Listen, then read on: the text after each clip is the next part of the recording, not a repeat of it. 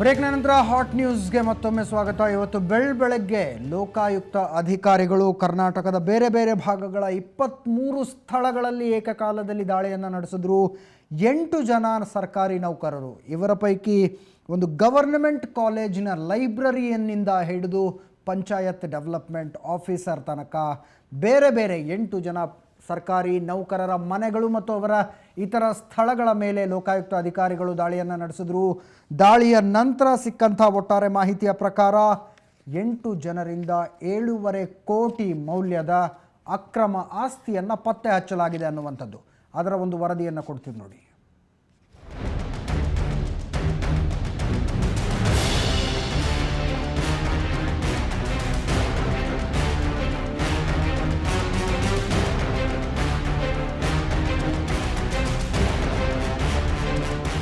ಇವತ್ತು ರಾಜ್ಯದಾದ್ಯಂತ ಹಲವೆಡೆ ಲೋಕಾಯುಕ್ತ ಅಧಿಕಾರಿಗಳು ದಾಳಿ ನಡೆಸಿದ್ದಾರೆ. ರಾಯಚೂರು, ಬಳ್ಳಾರಿ, ಬಾಗಲಕೋಟೆ, ಹುಬ್ಬಳ್ಳಿ, ಹಾಸನ, ಮಂಗಳೂರಿನಲ್ಲಿ ಈ ದಾಳಿ ನಡೆದಿದೆ. ಅದರ ಪೈಕಿ ರಾಯಚೂರು ಜಿಲ್ಲೆ ಲಿಂಗಸಗೂರಿನಲ್ಲಿ ಪಿಎಸ್ಐ ಖಾಜಾ ಹುಸೇನ್ ಮತ್ತು ರೈಟರ್ ಬಸವನಗೌಡ 5,000 ರೂಪಾಯಿ ಲಂಚ ತಗೊಳ್ಳುವಾಗ ಲೋಕಾಯುಕ್ತರ ಬಲೆಗೆ ಬಿದ್ದಿದ್ದಾರೆ. ಅವರು ಪೊಲೀಸ್ ಠಾಣೆಯಲ್ಲಿ ಸೀಸ್ ಆಗಿರೋ ವಾಹನ ಬಿಡುಗಡೆಗೆ ಲಂಚ ತಗೋತಿದ್ರು.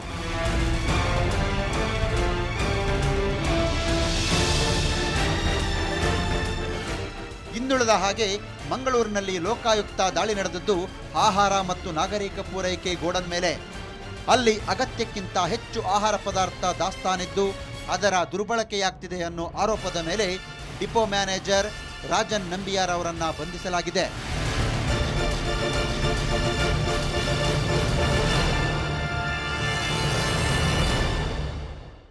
ಇದೆಲ್ಲಕ್ಕಿಂತ ದೊಡ್ಡ ಪ್ರಮಾಣದ ದಾಳಿ ಬಳ್ಳಾರಿಯಲ್ಲಿ ನಡೆದದ್ದು. ಬಳ್ಳಾರಿಯ ಮಾಜಿ ಮಂತ್ರಿ ಜನಾರ್ದನ ರೆಡ್ಡಿ ಆಪ್ತ, ವಿತ್ತೈನ ಮಾಜಿ ನಿರ್ದೇಶಕ, ಅರವಳಿಕೆ ತಜ್ಞ ಡಾಕ್ಟರ್ ಬಿ ದೇವಾನಂದ್ ಅವರ ಅಹಂಭಾವಿ ನಿವಾಸದ ಮೇಲೆ ದಾಳಿ ನಡೆಸಿದ್ರು. ಆ ಸಂದರ್ಭದಲ್ಲಿ 33 ಗ್ರಾಂ ಚಿನ್ನ, 1/4 ಕೆಜಿ ಬೆಳ್ಳಿ, 3 ಲಕ್ಷ ರೂಪಾಯಿ ನಗದು, 2 ಕಾರು, 3 ಬೈಕ್, 6 ಸೈಟ್ ಮತ್ತು 15 ಎಕರೆ ಜಮೀನಿನ ಆಸ್ತಿ ಪತ್ರ ಸೇರಿದ ಹಾಗೆ ಸುಮಾರು 1.85 ಕೋಟಿ ಆಸ್ತಿ ಪತ್ತೆಯಾಗಿದೆ. ಅದರಲ್ಲಿ ಸುಮಾರು 1.13 ಕೋಟಿಯಷ್ಟು ಆದಾಯಕ್ಕಿಂತ ಹೆಚ್ಚಿನ ಆಸ್ತಿ ಹೊಂದಿರೋದು ಪ್ರಾಥಮಿಕ ತನಿಖೆ ವೇಳೆ ಬಹಿರಂಗಗೊಂಡಿದೆ.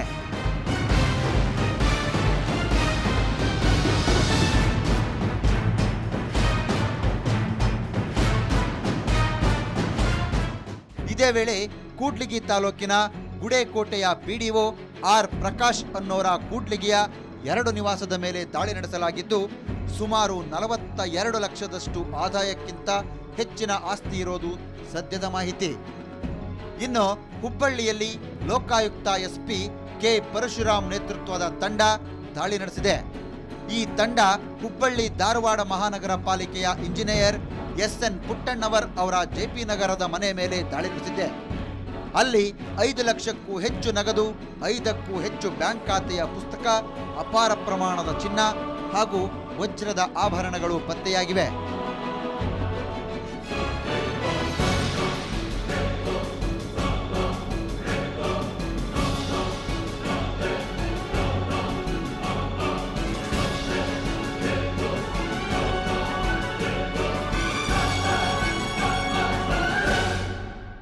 ಇದೇ ರೀತಿ ಬಾಗಲಕೋಟೆಯಲ್ಲೂ ಲೋಕಾಯುಕ್ತ ಡಿವೈಎಸ್ಪಿ ತೋಳಮಟ್ಟಿ ಅವರ ನೇತೃತ್ವದಲ್ಲಿ ದಾಳಿ ನಡೆದಿದೆ. ಆಲಮಟ್ಟಿಯ ಕೆಬಿಜೆಎನ್ಎಲ್ನ ಮುಖ್ಯ ಲೆಕ್ಕಾಧಿಕಾರಿ ಎಂಐ ಸೂಳಿಭಾವಿ ಅವರ ಇಳಕಲ್ ಪಟ್ಟಣದ ಮನೆ ಮೇಲೆ ದಾಳಿ ನಡೆಸಲಾಗಿದೆ. ಇದಲ್ಲದೆ ಹಾಸನ ಲೋಕಾಯುಕ್ತ ಎಸ್ಪಿ ವೇದಮೂರ್ತಿ ನೇತೃತ್ವದ ತಂಡ ಅಳತೆ ಮತ್ತು ಮಾಪನ ಇಲಾಖೆಯ ಸಹಾಯಕ ನಿಯಂತ್ರಣ ಅಧಿಕಾರಿಯಾದ ನರಸಿಂಹಮೂರ್ತಿ ಅವರ ಹಾಸನದ ಕೆಆರ್ ಪುರಂನ ಮನೆ ಮೇಲೆ ದಾಳಿ ನಡೆಸಿ ದಾಖಲೆಗಳನ್ನು ಪರಿಶೀಲಿಸಿದ್ರು. ಜೊತೆಗೆ ನರಸಿಂಹಮೂರ್ತಿಗೆ ಸೇರಿದ ಬೆಂಗಳೂರಿನ ಯಲಹಂಕ ಮತ್ತು ಚಿಕ್ಕಬಳ್ಳಾಪುರದಲ್ಲಿರೋ ಮನೆಗಳ ಮೇಲೂ ಏಕಕಾಲಕ್ಕೆ ಲೋಕಾಯುಕ್ತ ದಾಳಿ ನಡೆದಿದೆ. 23 ಸ್ಥಳಗಳಲ್ಲಿ 5 ಜಿಲ್ಲೆಗಳು, ಬೆಂಗಳೂರು ನಗರ, ಹುಬ್ಬಳ್ಳಿ ಧಾರವಾಡ ನಗರಗಳಲ್ಲೂ ಸೇರಿದಂತೆ 23 ಸ್ಥಳಗಳಲ್ಲಿ ದಾಳಿ ನಡೆಸಿದ್ದೀವಿ. 8 ಅಧಿಕಾರಿಗಳ ಬಗ್ಗೆ ನಿನ್ನೆ 8 ಪ್ರಕರಣಗಳನ್ನು ದಾಖಲು ಮಾಡಿಕೊಳ್ಳಲಾಗಿದೆ. ಅತಿ ಹೆಚ್ಚಿನ DA ಪರ್ಸೆಂಟೇಜ್ ಅಂತ ನಮಗೆ ಬಂದಿರೋದು MV ರಾಜನ್ ನಂಬಿಯಾರ್ ಅಂತ. ಮಂಗಳೂರಲ್ಲಿ ನಾವು ಮಾಡಿರ್ತಕ್ಕಂಥ ರೈಡಲ್ಲಿ 323% ಅತಿ ಹೆಚ್ಚು ಇದರಲ್ಲಿ ಬಂದಿದೆ. ನಂತರ KR ಪ್ರಕಾಶ್ ಅಂತ ಈ ಅಧಿಕಾರಿ ಹತ್ರ 204% DA ಡಿಟೆಕ್ಟ್ ಆಗಿದೆ. ಒಟ್ಟಾರೆ ಸುಮಾರು 7.5 ಕೋಟಿ ಅಕ್ರಮ ಆಸ್ತಿ ಇಂದಿನ ದಾಳಿಗಳಿಂದ ಪತ್ತೆಯಾಗಿದೆ. ಎಸ್, ಹೀಗೆ ರಾಜ್ಯಾದ್ಯಂತ ನಡೆದಂಥ ಲೋಕಾಯುಕ್ತ ದಾಳಿಗಳ ಮಾಹಿತಿಯನ್ನು ಕೊಡೋದಕ್ಕೆ ಬೆಂಗಳೂರಿನ ಲೋಕಾಯುಕ್ತ ಕಚೇರಿಯಲ್ಲಿ ಕರೆಯಲಾಗಿದ್ದ ಪ್ರೆಸ್ ಮೀಟ್ನಲ್ಲಿ ಸ್ವತಃ ಲೋಕಾಯುಕ್ತ ಭಾಸ್ಕರ್ ರಾವ್ ಅವರು ಕೂಡ ಭಾಗವಹಿಸಿದರು. ಈ ಪ್ರೆಸ್ ಮೀಟ್ನ ನಂತರ ಮಾತನಾಡಿದಂಥ ಅವರು ಭ್ರಷ್ಟ ಅಧಿಕಾರಿಗಳ ವಿರುದ್ಧ ಚಾರ್ಜ್ ಶೀಟ್ ಸಲ್ಲಿಸೋದಕ್ಕೆ ಲೋಕಾಯುಕ್ತ ಪೊಲೀಸರು ತಯಾರಾಗಿದ್ದಾರೆ. 94 ಅಧಿಕಾರಿಗಳ ವಿರುದ್ಧ ಚಾರ್ಜ್ ಶೀಟ್ ತಯಾರಾಗಿದೆ. ಆದರೆ ಸರ್ಕಾರದ ಆಯಾ ಇಲಾಖೆಗಳಿಂದ ಪರವಾನಗಿ ಬೇಕಾಗಿದೆ. ರಾಜ್ಯ ಸರ್ಕಾರ ಈ ವಿಷಯದಲ್ಲಿ ಸಹಕರಿಸ್ತಾ ಇಲ್ಲ ಅನ್ನುವಂಥ ಮಾತನ್ನು ಹೇಳಿದರು. ಎಲ್ಲೋ ಒಂದು ಕಡೆ ಲೋಕಾಯುಕ್ತರು ಅಸಹಾಯಕರಾಗಿದ್ದಾರೆ ಭ್ರಷ್ಟರ ವಿರುದ್ಧ ಚಾಟಿ ಬೀಸೋದ್ರಲ್ಲಿ ಅನ್ನೋದು ಅವರ ಮಾತುಗಳಲ್ಲಿ ಸ್ಪಷ್ಟವಾಗಿತ್ತು. ಲೋಕಾಯುಕ್ತ ಒಂದು ಸ್ವಾಯತ್ತ ಸಂಸ್ಥೆಯಾದರೂ ಕೂಡ ಭ್ರಷ್ಟರ ವಿರುದ್ಧ ಕಾನೂನು ಕ್ರಮ ಕೈಗೊಳ್ಳೋದಕ್ಕೆ ರಾಜ್ಯ ಸರ್ಕಾರದ ಒಪ್ಪಿಗೆ ಬೇಕಾಗುತ್ತೆ, ರಾಜ್ಯ ಸರ್ಕಾರದ ಸಹಕಾರ ಬೇಕಾಗುತ್ತೆ. ಅದನ್ನು ಕೊಡಲಾಗ್ತಾ ಇಲ್ಲ ಅನ್ನುವಂಥ ದೂರು ಅವರ ಮಾತುಗಳಲ್ಲಿತ್ತು. They are process cabinet discussions, then officer direction, paper news we have seen that chief minister directed the concerned bill for you to consider. That is going on. They have to send a sanction to order to us. Merely process will not authorize us to file. Suppose I invite you for tea. Merely you coming not, I have to give tea and satisfy, then only it amounts to giving tea, not just inviting. No, order has to come to us. Order has to come. We are the sanction for so and so officer possible hereby granted.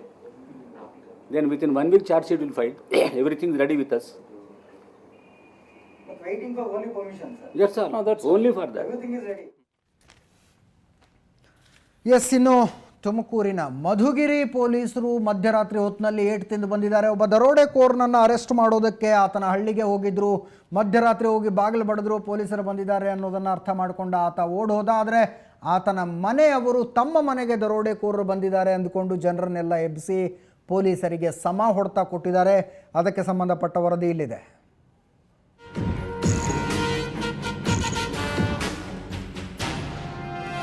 ಆಸ್ಪತ್ರೆ bed ಮೇಲೆ ನರಳಾಡ್ತಿರೋ ಇವರೆಲ್ಲ ಪೊಲೀಸ್ನವರು.